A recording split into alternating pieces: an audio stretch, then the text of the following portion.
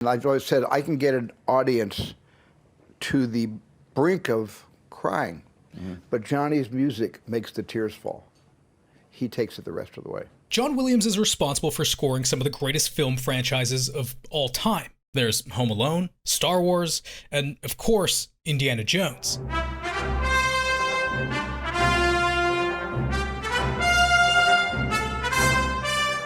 Indy's theme is iconic. It's just as much a part of the adventure as his whip and fedora. Without Williams' soundtrack, the series would simply not be the same, because whether you notice it or not, the soundtrack is telling half of the story.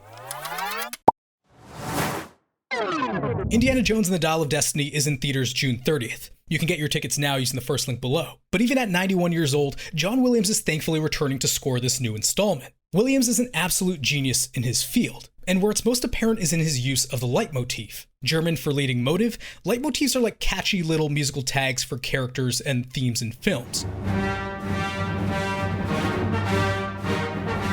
And they're used extensively in Indy's first adventure, Raiders of the Lost Ark.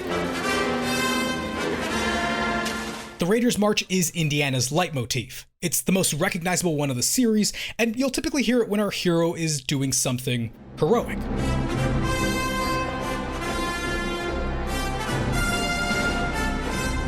You'll hear a sinister leitmotif when our villains appear on screen.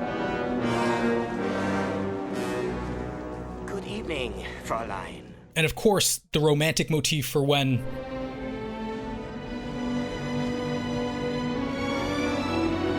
you get the point. These leitmotifs get us emotionally hooked, even if you might not notice them at first. But there's one leitmotif in particular that I want to draw your attention to.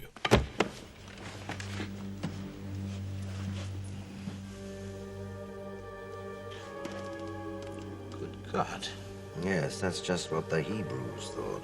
After Indy's narrow escape in the South American jungle, he returns to the United States and we get a brief glimpse of his life as a professor of archaeology. It's at this point Indy's friend and museum curator Marcus Brody informs Indy that 2 US intelligence agents have come to speak with him. What do I want to see them for? It's during this talk where our hero is briefed about Nazi German forces excavating in Egypt, and Jones deduces that the Nazis are seeking the Ark of the Covenant. Yeah, the Ark of the Covenant, the chest the Hebrews used to carry around the 10 Commandments. What do you mean, Ten Commandments? You're talking about the 10 Commandments? Yes, the actual 10 Commandments. Outside of the men's dialogue, this nearly 5-minute scene is completely silent. There are a number of moments where Spielberg and Williams could have very well introduced the score, but they wait until this very moment. What does this ark look like? The moment we're shown a depiction of the Ark.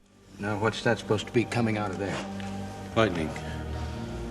Fire. Power of God or something. We'll call this the Divine Leitmotif, because it establishes the film's mystery and accentuates the Ark's potentially divine nature. But Spielberg and Williams only choose to use it at key moments in the film, because it's the most important leitmotif of all. It outlines the entire theme of the film, the quest for divine power. And Williams does this throughout the entire Indiana Jones series, and beyond. The Temple of Doom's theme is Indy's descent into darkness, and the score mirrors the darker and more sinister tone of that film.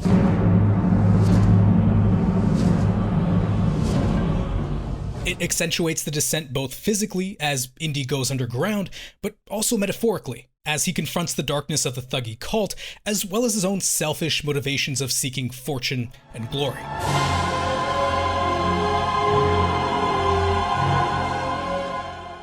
Likewise, The Last Crusade centers around the themes of family bonds and the quest for the Holy Grail. There's a leitmotif in the film that almost exclusively plays when the Grail and Indy's father are both mentioned in the same breath. Why do you seek the cup of Christ? Is it for his glory or for yours? I didn't come for the cup of Christ. I came to find my father. Signifying both the thrill of the quest, but also the strengthening of their bond. The quest for the Grail is not archaeology. It's a race against evil. And Kingdom of the Crystal Skull? Well, it's mostly just a nostalgic trip through Indy's past. Same old, same old. Contrasting Indy's more traditional escapades with the sci-fi elements of the 1950s.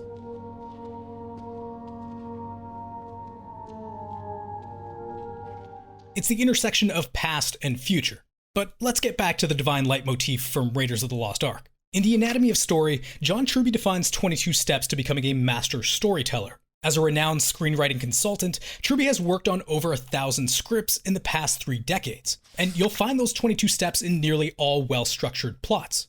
I bring this up because that divine leitmotif in Raiders of the Lost Ark is presented at some of the most pivotal steps in the film. The first time we hear it is during that briefing scene. This is the inciting event. It's what kickstarts this adventure and ultimately forces Indy to take action. The Nazis are after the Ark to make their army invincible, and Indiana Jones is invited to find it before the Nazis do. The divine leitmotif is used to emphasize the mysterious and sacred nature of the Ark, while also foreshadowing its importance throughout the film. The Bible speaks of the Ark leveling mountains and laying waste to entire regions. An army which carries the Ark before it is invincible. The next time we hear the divine leitmotif is just as Marcus warns Indy of the dangers of pursuing the Ark. Not something to be taken lightly. No one knows its secrets. It's like nothing you've ever gone after before. But as you'll hear, the score is quickly interrupted when Indy scoffs at these remarks. Oh, Marcus, what are you trying to do? Scare me? You sound like my mother. We've known each other for a long time. I don't believe in magic, a lot of superstitious hocus pocus. It's his following dialogue that reveals Indy's weaknesses. His disbelief in the divine, his overconfidence in dealing with ancient artifacts, and most importantly, his reckless nature. The divine leitmotif here is used to foreshadow the challenges and dangers Indy will face later because of these weaknesses. The divine leitmotif is also the one that evolves the most throughout the film. At about the halfway point in our adventure, the divine theme plays as Indy infiltrates the Nazi dig site and enters a map room.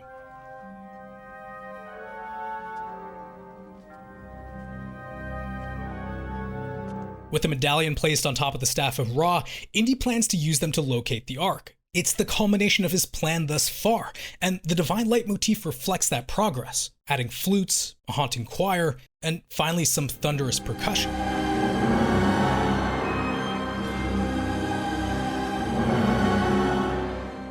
The motif builds to its most intense and triumphant version as the sun's beam reveals the Ark's location. It's a reflection of Indy's progress in unraveling this mystery. The closer he gets to divine power, the more intense and revealing the journey becomes.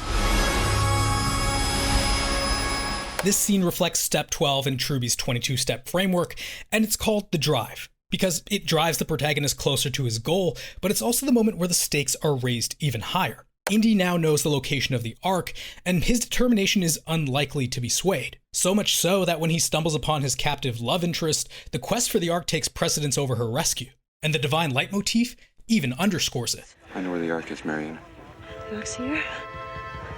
Well, I'm coming with you, Jones. Get me out of here. Cut me loose. You can't leave me here. I'll take you out of here now. They'll start combing the place for us. Later, when Indy and his ally finally unearth the Ark from its tomb, the divine motif plays, but it's not triumphant.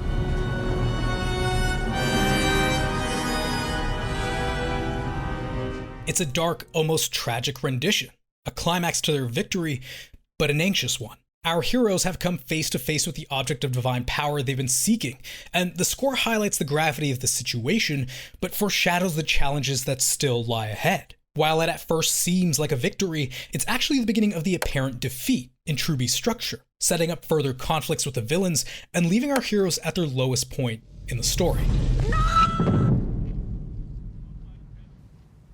And with the Ark now in the Nazis' possession, the divine leitmotif actually fuses with the villain's motif for its most wicked adaptation yet.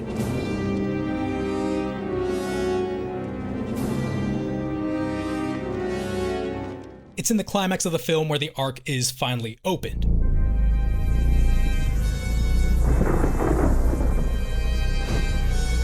This moment corresponds to the battle step in Truby's structure, where the final confrontation occurs. But this isn't a physical battle, it's a supernatural one. The divine leitmotif soon swells and reaches its own horrifying climax, just as the Ark's divine powers are unleashed upon the villains.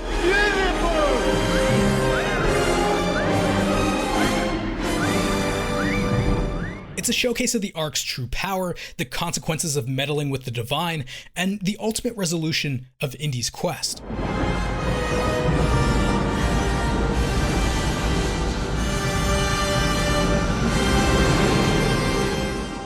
Our heroes now realize the true power of the Ark. Yet when they arrive back home, Indy and Marcus argue that the Ark should still be researched. The Ark is a source of unspeakable power, and it has to be researched. And it will be, I assure you, Dr. Brody, Dr. Jones.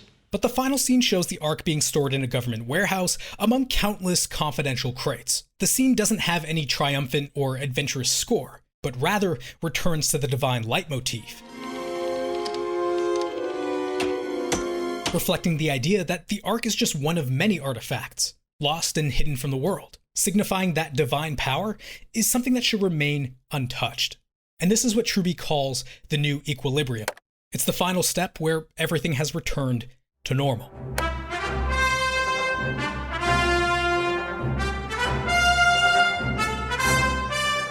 Putting all of these pieces together, you can see how John Williams uses leitmotifs to tell us a story within the story. These musical motifs not only guide us through the plot, but they also give us an emotional compass, helping us feel the highs, lows, and everything in between. The divine motif from Raiders in particular adds a layer of mystery and wonder to the Ark, underlying its mysterious and sacred nature. And its evolution through the film aligns with the narrative, reflecting Indy's journey and the escalating stakes.